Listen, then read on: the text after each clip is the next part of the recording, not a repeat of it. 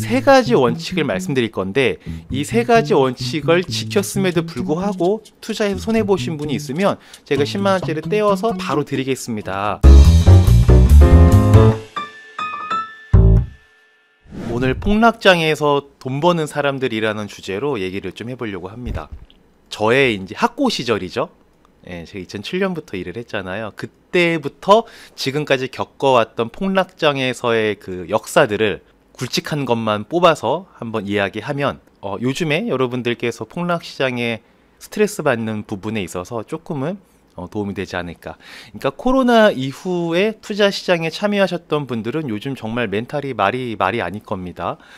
투자를 시작하기 전에 뭐 이런 폭락장은 앞으로 있을 수 있다. 그리고 우리가 코로나 이후에 급격하게 상승을 했잖아요. 그러면서 작년에 들어서고 또 올해 들어서면서 앞으로는 눈 감고 아무거나 집으면 올라가는 그런 시기가 아닐 것이고, 투자 시장이 그렇게 녹록지 않을 거다라는 얘기는 여러분 많이 들으셨을 거예요. 그리고 그런 얘기를 들으셨을 때 그래, 그럴 수 있지, 하지만 난 장기 투자자니까 쉽게 팔고 막 그렇게 흔들리지 않을 거야 라는 생각들을 하셨을 겁니다.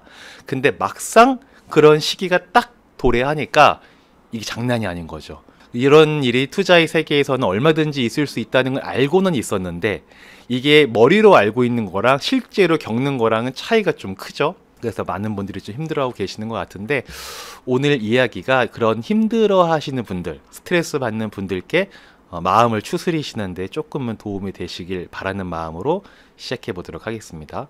하락장이 오면 이런 시기에는 크게 두 가지 부류의 사람들이 있습니다. 첫 번째는 시장을 면밀하게 관찰하고 어떻게 대응해 나갈지 치밀하게 계획을 세우시는 분들이 있고요. 두 번째는 아무것도 안 한다. 네, 격하게 아무것도 안 하시는 분들이 있습니다. 이럴 때는 어떻게 투자하는 게 더 잘하는 투자라고 여러분이 생각을 하십니까? 딱 보면 당연히 1번 같죠. 1번 방법이 올바른 투자자의 자세라고 보여집니다. 네, 정답은 뭘까요? 어떻게 하는 게 더 좋은 걸까요? 질문을 한번 바꿔보겠습니다. 여러분은 지금 1번과 2번 중에 어떤 걸 할 수 있으세요? 오늘 이야기의 결론부터 제가 말씀을 좀 먼저 드리자면, 저는 가만히 있는다. 네, 2번에 한 표를 던집니다. 이게 잘못된 것이 아니고 가만히 있는 것 또한 투자의 한 방법이다 라는 얘기를 좀 해보려고 합니다. 일단 전 2007년도에 재무상담을 시작을 했습니다. 여러분, 요 잡지 혹시 기억나시는 분 계십니까? 이때 당시 2007년, 2008년 요럴 때 서울에서 전철로 출퇴근을 하셨던 분들은 요 M25라는 잡지가 기억나시는 분들이 있으실 거예요. 이때 제가 요게 저거든요. 여기 있는 거 오른쪽 크게 나왔죠. 제일 크게. 네, 요게 전데 이때 이렇게 제가 인터뷰를 했었더라고요. 이게 그때 그거였어요. 이런 직업병 봤어? 뭐 이런 걸로 길거리에서 인터뷰를 했던 건데, 남들은 그냥 지나칠 은행 광고지나 플랜카드, 저에게는 경쟁사 분석입니다. 일을 시작한 이후로 멈추지 않고 걸어간 적이 없어요. 뭐 줄줄줄줄줄 뭐 이렇게 했는데, 실제 제가 이때 인터뷰할 때 내용은 요 내용을 얘기하지 않았었고, 직업병은 딱히 없는데 너무 열심히 일하는 워커홀릭의 모습이 병이라면 병이지 않나, 뭐 이런 얘기를 제가 했었거든요. 근데 그 잡지사에서는 이런 얘기가 필요가 없었나 봅니다. 그래서 본인들이 입맛에 맞는 걸로 좀 바꿨더라고요. 여기 보면 27세라고 되어 있는데, 이때 저는 사실은 26살이었는데 이것도 잘못 나왔었어요. 네, 아무튼 요런 시절. 그래서 2007년부터 저는 재무상담을 시작을 했었죠. 그리고 2007년도에는 재테크에 많은 분들이 관심을 갖게 되었었던 시기였습니다. 그러니까 우리가 코로나 이후에 폭락한 다음에 많은 사람들이 주식시장이라든지 이런 재테크에 관심을 갖게 되셨잖아요. 근데 2007년도에도 재테크에 관심 갖게 됐던 분들이 엄청 많이 있으셨어요. 저 때도 서점 가면은 다 자기계발서들이 다 베스트셀러라든지 이런 것들이었었거든요. 그때 유행했던 게 뭐냐면 이거였습니다. 그때 유행했던 게 월급 통장은 CMA로, 아마 이때 직장생활 하셨던 분들 월급 통장 CMA로 많이들 바꾸셨을 겁니다. 그리고 그 중에 대표적인 게 동양존금이었었죠. 네, 지금은 여러 가지 사건으로 인해서 유한타로 바뀐 동양존금이었었는데, 이때 여기 보시면은 이자가 만만치 않습니다. 여기 보면은 이자가, 네, 이것도 잘 안 보이. 이자가 4.1에서 4.5. 이자가 지금 생각하면 굉장히 높았었던, 네, 그런 시기였었죠. 그리고 이때가 이제 그거였어요. 딱 펀드라는 금융상품이 대중적으로 좀 받아들여지던 그런 시기였던 것 같아요. 그래서 난 예전에 펀드 유행할 때 그때 처음 시작했었어 라고 하시는 분들은 대부분 2007년 전후로 이렇게 펀드를 시작하셨다라는 얘기를 하시는 겁니다. 그리고 이때는 은행에 적금하러 가잖아요. 이때는 은행에 적금하러 가면 은행원분들이 뭐라고 했었냐면은 요즘에 누가 적금해요 라고 하시면서 뭔가 표를 한 개 싹 보여줍니다. 그 표가 뭐였냐? 이런 거였어요. 펀드 수익률, 지금 펀드 수익률이 이런 상태인데 지금 적금을 하시겠다고요? 말도 안 됩니다. 보시면 그냥 다 기본 그냥 50% 수익률은 그냥 다 넘죠. 그 제가 이때 기억나는 게 요 펀드들, 미래에셋 디스커버리, 그리고 삼성 당신을 위한 코리아 대표 주식, 미래에셋 드림 타겟. 요게 그때 당시에 제 고객분들한테 엄청 많이 추천해 드렸었던 펀드였었거든요. 근데 잘 됐었죠. 그러니까 이런 거 보여주면 그때 사실 누가 적금하겠습니까? 네. 펀드가 뭔지도 잘 모르는데 적금은 이자가 4%인데 펀드는 수익률이 50%야? 그러면 다들 막 저도 이거 할래요 하면서 막 펀드를 했었던. 근데 그렇게 했던 분들이 다 잘 됐냐? 또 그러진 않죠. 하여튼 그런 시절이 있었던 거죠. 재테크의 붐이 일었었던 2007년도에 저는 이 일을 시작을 했습니다. 그때 저는 이제 경험은 없었지만 대학교에서 공부했고 자격증 공부해가지고 지식만 있었던 때였죠. 정말 신입사원 때. 그래서 그때 그 지식을 토대로 고객분들을 만나서 투자의 세계로 안내를 많이 해드렸었죠. 적금만 하시던 분들께 펀드를 하시는 게 좋습니다라고 안내하면서 이 저축의 세계에서 투자의 세계로 모시고 오는 인도자, 안내자 역할을 제가 많이 했었습니다. 그래서 한 분 한 분 고객도 늘어가고 관리하는 펀드의 규모도 늘어가면서 재밌게 일을 하고 있었죠. 근데 그러던 중에 올 것이 오고야 말았습니다. 자, 뭐가 왔냐? 이 상태가 왔습니다. 우리 리치엔젤님 2007년이면 골로 가기 1년 전쯤 아니었네요. 네, 맞습니다. 골로 가기 1년 전. 정말 아무것도 모르고 사회생활을 시작해서 열심히 고객분들께 투자의 세계로 안내를 드리고 있었는데 2008년도에 리먼 사태가 빵 하고 터진 거죠. 엄청났었습니다. 정말. 이제 재무상담사로 일한 지 1년 정도가 좀 되어 가고 있었고 고객들이 조금 생기기 시작했고 정말 재밌게 일을 하루하루 하고 있던 시기였었는데 정말 큰 파도가 몰아친 겁니다. 이때 저도 저지만 진짜 고객분들 난리가 났었죠. 왜 난리가 났었냐? 그분들은 적금밖에 안 하시던 분들인데 제가 막 설득하고 제가 꼬셔가지고 그분들이 펀드를 하신 거거든요. 그러니까 저를 원망하는 눈빛과 언행은 정말 이루 말할 수가 없었습니다. 네, 요즘은 투자할 때 투자의 책임은 본인에게 있다. 이런 것들이 다들 기본적으로 인식이 되어 있잖아요. 근데 이때만 하더라도 다 누군가에게 탓을 하는 게 기본적인. 야, 네가 하라고 했잖아. 내가 안 한다고 했는데 네 꼬임에 넘어가서 이게 뭐야? 이런 이게 일반적이었던 시기였습니다. 그래서 정말 힘들고 혼란스러웠었죠. 그때 가장 힘들었었던 게 뭐냐면 고객분들한테 시달리는 건 정말 저는 힘들지 않았었거든요. 그럴 수 있다 생각을 했는데 그럼 나는 이러려고 그러니까 이렇게 사람들을 힘들게 하려고 괴롭히려고 일을 하는 게 아닌데 나는 올바른 투자를 통해서 미래의 삶을 준비하는데 도움을 주는 그런 사람이 되고 싶어서 이 일을 하는 건데 이게 뭐지? 막 이러면서 여러 가지 생각이 들고 굉장히 혼란스러운 시간을 보내고 있었죠. 근데 그 혼란스러움 속에서도 저한테는 한 가지 강한 확신이 있었습니다. 그 확신은 뭐였냐면은 우리 고객님들 절대 손해 안 본다라는 확신이 있었어요. 그렇게 확신을 했던 이유는 뭐냐면 간단했습니다. 저희 고객분들은 장기 투자를 할 거였고요. 처음부터.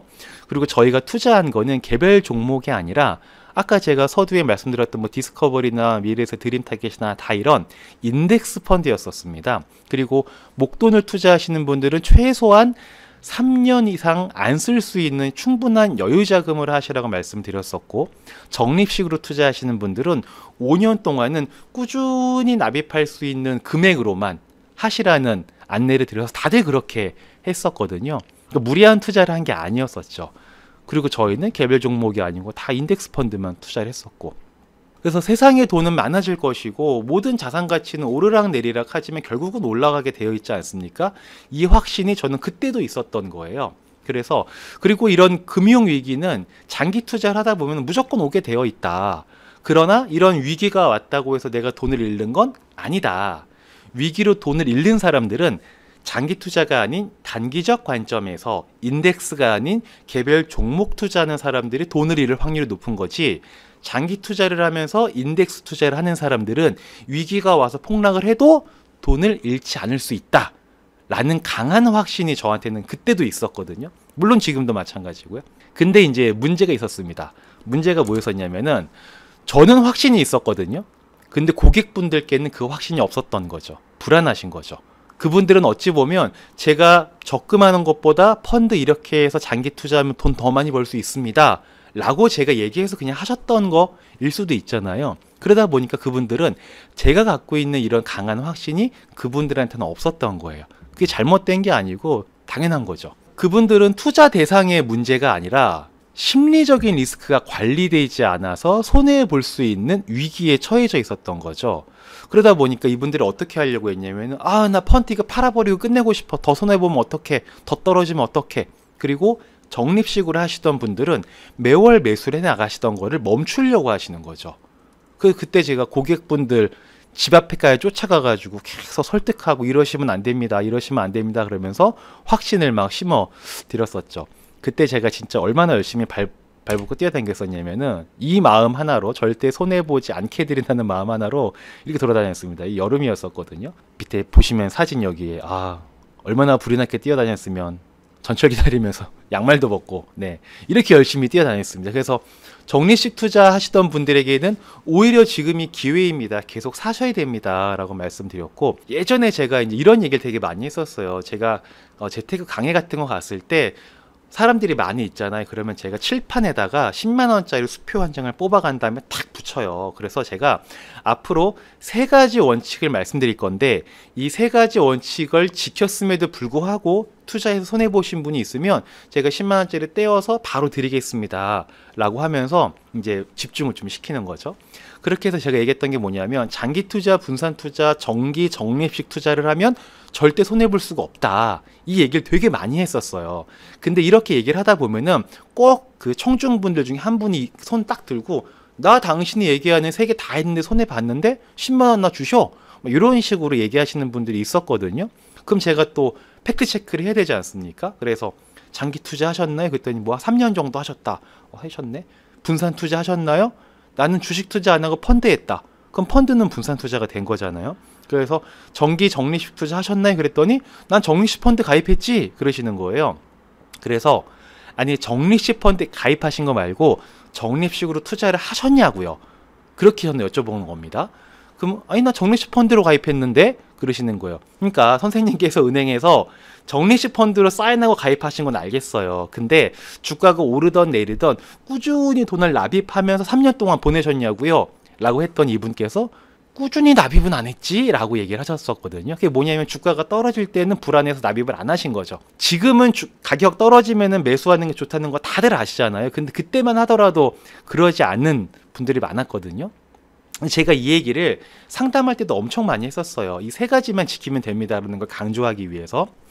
그러면서 이제 얘기를 많이 했었는데 실제 고객분들이 위기가 찾아오니까 주가가 막 떨어지니까 내 계좌가 마이너스가 막 점점 늘어나잖아요. 그러니까 납입해가지고 펀드를 매수하는 걸 안 하려고 하시는 분들이 꽤 있으셨거든요. 그래서 그러시면 안 된다. 적립을 꾸준히 해 나가셔서 지금은 수익률이 중요한 게 아니고 보유 좌수를 늘리셔야 되는 시기입니다. 지금이 오히려 적립식 펀드 할 때 돈 벌 수 있는 기회가 온 겁니다. 절대 멈추시면 안 됩니다 라고 계속 강조를 했었고, 또 목돈을 하시는 분들께는 저희는 목돈을 또 다 분할해서 매수할 수 있도록 안내를 드렸기 때문에 분할해서 하는 거 지금 매수하셔야 됩니다. 지금 멈추시면 안 됩니다. 오히려 고객님께는 이렇게 주가가 떨어진 게 좋은 일입니다 라고 얘기를 하면서 계속 설득을 했었죠. 이렇게 매수하는 게 지금은 심리적으로 힘드시겠지만 주가가 회복되면 고객님은 수익으로 큰 득을 보게 되실 겁니다. 그리고 주가 회복은 올 수밖에 없습니다. 주가 회복은 왜 올 수밖에 없냐? 위기라는 게 오면 통화량이 늘어나게 되고 금리가 조절되면서 주가는 회복될 수밖에 없습니다. 그러니까 저희 같은 힘없는 사람들은 그냥 가만히 있으면 됩니다. 왜? 힘 있다는 이게 정권을 좀 쥐고 있는 한국은행이나 기획재정부나 이런 정치하시는 분들이, 정부 관료분들이 알아서 해결해 나갈 겁니다 라고 계속 제가 얘기를 했었죠. 요 얘기는 제가 코로나 폭락 때도 마찬가지고 폭락할 때마다 늘 저희 고객분들한테 얘기했었던 거거든요. 저희 같은 힘없는 사람들이 뭐 하려고 안 해도 됩니다. 우리는 가만히 있으면 힘 있다는 사람들이 알아서 경제를 원점으로 되돌려 놓으려고 노력을 할 겁니다. 오르는 그때까지 기다리기만 하면 된다. 이런 얘기를 많이 했었죠. 그래서 그때 이렇게 한 분 한 분 쫓아다니면서 심리적 리스크를 관리해 드려야 된다라는 생각으로 엄청 돌아다녔었는데, 다행히도, 정말 다행히도 시장은 빠르게 회복이 되었습니다. 한 2년도 안 돼서 시장은 회복이 됐고요. 저희가 이제 요때쯤에 이제 제가 일을 시작을 했으니까 막 매수하다가 이렇게 와서 이렇게 다 매수가 들어간 거예요. 이렇게 다 매수가 들어가서 결국은 한 요때쯤 되니까 한 2년 때쯤 됐을 때 다 원금 이상 됐고, 조금 더 지났을 때 거의 다 고객분들의 평균 수익률이 한 30-40%가 넘었었거든요. 그러니까 연으로 치면은 보통 이제 한 15에서 20% 정도 수익을 다들 가져갈 수 있으셨던 거죠. 이때의 그 뿌듯함과 그 희열은 이루 말할 수가 없습니다. 그리고 엄청 고객분들한테 제가 이쁨을 많이 받았겠죠. 왜냐하면 요 시기에 시장을 떠나신 분들이 엄청 많았어요. 이때 투자 시장 떠나신 분들 엄청 많았었거든요. 근데 제 고객분들은 시장을 떠나지 않았고 이 시장 회복의 수혜를 다들 보신 거죠. 그러니까 돈도 벌었고, 친구들은 떠나서 돈 다 잃었는데 나는 돈 벌었으니까 얼마나 사실 기분이 좋겠어요. 그러면서 저한테 하신 말씀이, 이렇게 될 줄 어떻게 알았어, 아이고 당신 말 듣길 잘했어, 앞으로도 잘 부탁해 등등, 비난의 화살은 칭찬의 햇살로 바뀌어서 저한테 돌아왔습니다. 네, 얼마 전까지만 하도 저를 죽이니 살리니 하던 분들이셨는데, 이때부터 저는 그분들에게 신이 됐죠. 그러니까 어떻게 보면 직업적으로 전 되게 힘든 시기였지만 이때가 엄청 좋은 기회였었어요. 올바르게 투자를 하면 성과가 좋아진다라는 것을 일한 지 2년 차 만에, 3년 차 만에 제가 경험으로 할 수 있었기 때문에, 이때 생겼던 그 경험이 지금까지 저를 일할 수 있는 원동력으로 만들어주는 거죠. 근데 엄청 아무튼 이때 이쁨을 많이 받았는데, 이때 뭐 제가 뭐 한 게 있나요? 고객분들한테 특별하게 제가 뭔가 능력을 발휘하거나 남들이 못하는 뭔가를 해서 저희 고객분들의 수익을 봤던 게 아니었거든요. 그냥 원래 계획대로 간다. 우리는 적립식 하던 분들은 그냥 적립식으로 기계적으로 계속 매수하는 것 뿐이고, 목돈 투자하시는 분들은 그냥 팔지 않고 그냥 기다린다. 그러다가 여유자금 생기면 조금 더 저가 매수하는 거, 이게 다였던 거죠. 특별하게 저희가 뭘 한 게 없습니다. 그리고 이거 말고 뭐 하려고 해도 할 수 있는 게 없어요. 이때 뭐 할 수 있나요? 폭락했는데. 괜히 긁어부스럼일 수도 있거든요. 뭐 하려고 하다 보면. 그냥 두면 알아서 좋아지는 거죠. 투자 시장에는 폭락과 리스크는 늘 있기 마련이죠. 이게 리먼 사태 이후에도 정말로 수많은 폭락과 심리적 리스크가 생긴 일들이 많이 있었습니다. 뭐 유럽 재정위기도 있었고, 뭐 하여튼 별의별 게 다 있었어요. 그러다가 이제 2018년 미중 무역 전쟁은 좀 강했죠. 그건 좀 셌죠. 네, 그때도 힘들었습니다. 근데 그럴 때마다 그때도 제 고객분들이나 저는 손해본 게 하나도 없었고 다 이익을 봤거든요. 어떻게 그랬냐? 그냥 두는 거예요. 뭐 하려고 하지 말고, 내가 뭘 사놨어, 좀 떨어졌어요? 그냥 가만히 있는 거예요. 올라올 때까지. 그게 그렇게 20년 30년 걸리지 않거든요. 그러다가 기다리면서 뭐 적금 만기된 게 있거나 좀 보너스 받거나 여유자금 생긴 게 있으면 그냥 조금씩 넣는 거죠. 그게 그냥 전부입니다. 투자할 때 사람들이 하는 가장 큰 실수는 뭐냐면 이런 거예요. 뭐냐면 이렇게 올라갈 때는 먹고 떨어질 때는 방어하고 싶은 거예요. 또 올라갈 때는 먹고 떨어질 때는 이렇게 방어하고 싶고요. 올라갈 땐 먹고 떨어질 땐 또 방어하고 싶은 거거든요. 이런 생각을 누구나 가지고 있습니다. 근데 이렇게 올라갈 때 먹고 떨어질 때 방어하는 거, 이거 사실 불가능합니다. 아무리 우리가 리스크 관리를 위해서 분산 투자를 하더라도요, 시장 전체가 내려갔을 땐 답이 없습니다. 우리가 비 오는 날 아무리 우산을 잘 써도 발끝은 젖기 마련이잖아요. 코로나 같은, 또는 뭐 지금과 같은 폭락이 있을 때 매번 방어할 수 있느냐? 그런 사람은 없습니다. 불가능합니다. 만일 있다면 저는 제 전 재산을 맡길 거고, 수익의 수수료로 그냥 50% 띄워줘도 저는 그런 거 아깝지 않을 것 같아요. 근데 그런 일이 없을 겁니다. 네, 없습니다. 왜 없냐? 불가능한 거예요, 애초에. 우리가 피부 관리를 아무리 열심히 하고 잘한다고 하더라도요, 주름살이 안 생기는 건 아니거든요. 늦추는 것 뿐이지. 리스크 관리를 아무리 열심히 한다고 하더라도 방어를 완벽하게 할 수 없습니다. 그냥 하락의 폭을 최소화시키기 위한 노력을 하는 것 뿐이지, 방어, 하락을 피할 수 있는 사람은 아무도 없어요. 그런 방법이 있었다면은 그 사람은 벌써 굉장히 유명한 사람이 됐을 거고, 유명해진 만큼 그 방법은 우리도 알고 있을 겁니다. 근데 그런 거 저희 없잖아요. 네, 세상에 그런 거 없다는 겁니다. 그냥 저는 그래요. 하락장이 오면 겨울이 왔구나, 그거 그냥 받아들입니다. 지금 날씨가 엄청 춥죠? 근데 우리가 뭐 어떻게 한다고 해서 이 추운 날씨가 여름처럼 따뜻해지고 더워질 수 있나요? 그런 거 아니잖아요. 투자 시장에도 그냥 겨울이 왔구나 하고 받아들이면 됩니다. 그렇게 받아들이고 기다리다 보면 곧 봄이 오고 여름이 온다. 여러분 벌써 잊으신 거 아니죠? 우리 코로나 때 진짜 주가라는 게 없어질 것 같았잖아요. 다들 지금 기억하시죠? 늘 그렇습니다. 네, 늘 그렇습니다. 폭락장에 와도 손해보지 않는 사람들이 있고요. 폭락장에서 돈을 버는 사람들이 있거든요. 이 둘의 공통점은 뭐냐면 정말 미련해 보일 정도로 아무것도 안 하는 사람들입니다. 저 같은 사람인 거죠. 물론 이렇게 폭락장이 왔을 때 시장을 분석하고 예측하는 능력이 탁월하신 분들은 이런 시장 또한 또 잘 활용을 하실 거예요. 뭐 저평가되어 있는 종목을 찾아서 오를 때 급속도로 오를 수 있는 종목들을 이제 발굴해내는 그런 능력이 있는 분들도 있겠죠. 근데 대부분의 사람들은 그렇게 하지 못할 겁니다. 저도 그렇게 못하고요. 사실 그렇게 할 수 있는 사람들이 있나? 라는 의문이 들기도 하고요. 뭐 한두 번이야 그런 게 되겠지만 꾸준히 그렇게 주식시장을 이겨내는 방법을 통해서 투자를 한다? 글쎄요. 저는 여태까지 그걸 가능하다고 하시는 분들을 본 적은 없습니다. 이런 시기에 이렇게 폭락장이 왔을 때 하락했을 때 가장 위험한 사람들은 어떤 사람들이냐면 이왕 떨어진 거 올라갈 때 시원하고 확실하게 올라갈 빠른 종목으로 갈아타자 라는 생각을 하는 분들이 저는 가장 위험할 수 있다고 보거든요. 이런 생각이 자연스럽게 들기도 하고 이런 생각이 강해지는 시기이기도 해요. 그건 인정하는데 그래도 이런 생각을 좀 조심스럽게 가져야 될 것 같아요. 이럴 때 가장 위험한 분들이 레버리지 쓰시는 분들이죠. 조심하셔야 됩니다. 추가 매수를 하기 위해서 저가 매수를 하기 위해서 레버리지 상품을 일부 활용하는 건 괜찮아요. 예를 들어서 우리가 QQQ를 투자하고 있는데 주가가 많이 빠졌잖아요. 내가 여유 자금이 조금 있어. 이럴 때 이걸로 3배짜리 레버리지 TQQQ 있잖아요. 이런 거 조금씩 넣어서 양념 치는 거 정도는 괜찮은데 올라갈 때 빨리 올라가려고 갖고 있던 거 다 팔고 레버리지에 몰빵하시는 순간 지옥을 맛보게 될 수도 있습니다.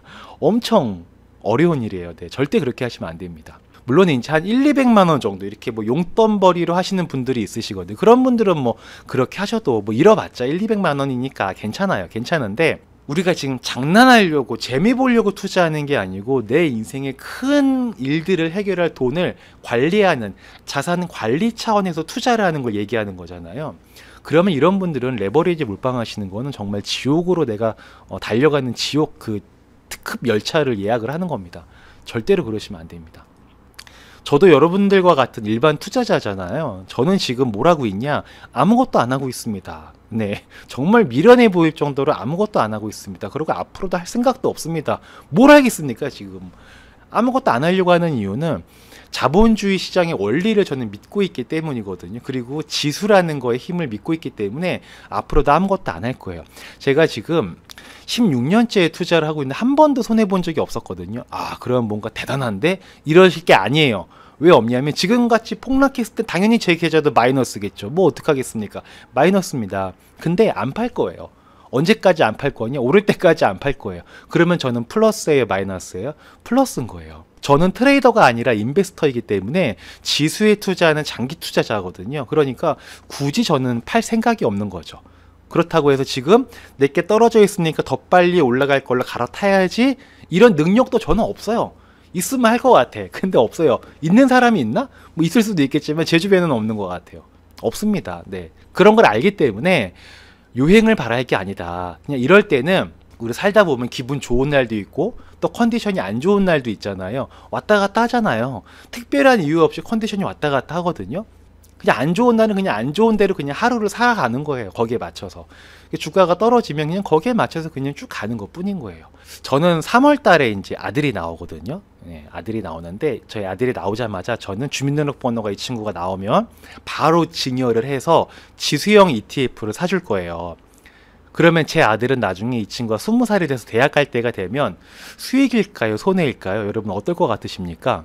당연히 수익이겠죠. 20년 동안 투자하는데 어떻게 손해가 나겠습니까? 그렇죠? 분할 매수 이런 거 없이도 그냥 거치식으로 한 방에 빵 사놔도 20년 후에는 무조건 주가가 지금보다 올라가 있을 거예요. 아니 20년 후에 지금보다 주가가 내려가 있을 거라고 배팅하는 사람이 있겠습니까? 없죠. 있을 수가 없습니다. 없다는 건 장기 우상향을 믿는다는 거고 이런 마인드로 자산을 보유해 나가면 된다라는 거죠. 그러면 또 이제 이렇게 얘기하시는 분들이 있어요. 20년 너무 길지 않냐? 비유가 너무 길다. 그럼 10년으로 해보면 어떨까요, 여러분? 10년 후에는 지금 주가 지수가, 저희는 이제 주가 지수 하면 나스닥을 얘기하는 겁니다. 10년 후에 나스닥은 지금보다 높을까요, 낮을까요? 10년 강산도 변하는 시간이죠. 5년은 어떨 것 같으세요, 여러분? 5년도 좀 긴가요? 3년은 좀 어떨 것 같으세요? 여기서 제가 지금 무슨 얘기를 하고 싶어서 이 얘기를 계속 시간을 20년에서 10년, 5년, 3년 줄이고 있는 거냐면, 우린 시간이 길수록 올라간다에 배팅을 하게 되는데 시간이 짧아질수록 조심스러워지죠. 멀리 바라볼수록 우리는 마음 편하게 그리고 쉽게 수익을 얻을 수 있다는 겁니다. 제가 앞으로도 손해보지 않을 거라고 확신하는 이유는, 여러분들 아시겠지만 저는 장기 투자를 해왔고, 뭐 앞으로도 장기 투자를 할 거기 때문에 그래요. 장기 투자를 할 때 신경 쓸 건 딱 하나밖에 없습니다. 뭐냐? 시대의 흐름에 역행하지 않는 자산을 매입하고 변동성이 일일비하지 않는 거거든요. 그러면 어떻게 손해를 보겠어요? 시대의 흐름에 잘 따라가고 역행하지 않고 변동성이 일일비하지 않아. 근데 어떻게 손해를 보겠냐고요. 시대의 흐름에 역행하지 않는 건 뭐예요? 인덱스인 거죠. 인덱스 투자를 한다는 건요, 목표 수익률을 낮추면 누구나 가능한 일입니다. 그쵸? 인덱스가 특별한 게 아니지 않습니까? 남들은 모르는데 나만 인덱스를 알고 있거나 이런 거 아니잖아요. 인덱스는 다 알고 있는 거죠. 누구나 하는 겁니다. 근데 인덱스 투자를 하기 어려워하는 이유, 인덱스보다 더 먹고 싶으니까 인덱스보다 더 많이 올라갈 걸 투자하고 싶어서 인덱스를 못 하는 거예요. 뭐냐? 결국은 욕심인 거죠. 이 욕심이 나쁘다고 말씀드리는 건 아닙니다. 우리가 욕심이 있기 때문에 투자하는 거예요. 근데 무리한 욕심을 내려놓고 인플레이션 정도만 따라가는 적당한 욕심을 내면 누구나 잘 되지 않겠느냐 라는 생각을 저는 갖고 있습니다. 워렌 버핏이 이런 얘기를 했습니다. 내가 갑작스럽게 죽는다면 모든 자산의 90%를 꼭 인덱스 펀드, ETF죠. 인덱스에 투자해라 라고 명언을 남겼습니다. 왜 이런 얘기를 했을까요? 그것만 해도 좋은 거라 그래요. 우리도 그러면 그렇게 하자. 우리가 워렌 버핏보다 잘할 수는 없지 않습니까? 네. 그리고 이런 얘기도 했습니다. 나처럼 전업으로 주식 투자를 하지 않는다면 그냥 S&P 500 지수인 거죠. 지수를 사는 게 낫다. 이런 얘기를 했습니다. 지수에 투자하는 게 되게 무능력한 투자자처럼 보일 때가 있거든요. 그렇지 않습니다. 네. 결과론적으로 보면 투자로 재미 보신 분들 말고 투자로 자산이 늘어난 사람들을 보면 대부분 다 지수에 투자하신 분들이 승자로 끝나는 경우들이 많았습니다. 우리 가끔 이런 분들 봬요. 내가 뭐 구글에 10년 전부터 투자해서 뭐 테슬라에 5년 전부터 투자해서 막 이런 얘기 하잖아요. 물론 그거 잘 됐어요. 근데 그거 잘 됐는데 안 된 게 있지 않을까요? 그분들이 얘기하지 않는 안 된 게 있지 않을까? 네, 그것까지 생각을 해야 될 것 같아요. 요즘에 심리적으로 굉장히 쉽지 않은 시기죠. 뭐 테이퍼링이네, 금리 인상이네, 기술주 폭락이네 등등 안 좋은 이슈들이 연일 쏟아지고 있고 계속 불안하게 하는 시장입니다. 근데 중요한 건 현상을 보지 마시고 투자의 본질을 보시면 흔들릴 일이 없다. 투자의 본질이란 게 이런 거 아닙니까? 가치 상승이 기대되는 자산에 내 돈을 넣어두는 것. 자산 가치는 자산의 변화로 인해서 가치가 변화되기도 하거든요. 그 회사가 변화가 되는 거죠. 근데 자산은 가만히 있는데 통화량의 변화로 인해서 가치가 변하기도 합니다. 아파트 값이 많이 올랐죠? 뭐 아파트가 바뀌었나요? 갑자기 우리 아파트 벽돌이 바뀌고 우리 아파트 갑자기 리모델링 돼서 가격이 올랐네. 그런 거 아닙니다. 아파트는 가만히 있었는데 돈의 가치가 떨어져서 상대적으로 아파트 가격이 올라간 거죠. 화폐 가치가 떨어진 거예요. 유동성이 많아졌다라고 우리는 얘기를 하는 거죠. 이런 걸. 이런 분들도 계십니다. 이제 양적 긴축이 시작이 되는데 돈이 줄어들고 유동성이 줄어드는 거 아니냐. 그러면은 이게 가격이 떨어지는 거 아니냐. 맞습니다. 예, 단기적으로는 그럴 수 있어요. 근데 여러분 잘 보세요. 여러분이 단타 투자자세요? 장기 투자자세요? 아마 제 채널 보시는 분들은 단타 하시는 분들은 안 계실걸요? 장기 투자자신데 그러면은 돈의 양이 늘어나는 것도 단기적으로 볼 게 아니고 장기적으로 봐야겠죠? 그러면 유동성이라는 거는요, 늘었다 줄었다 늘었다 줄었다 하면서 계속 늘어나게 되어 있습니다. 그 결과가 물가가 계속 올라갔던 게 바로 그 증거예요.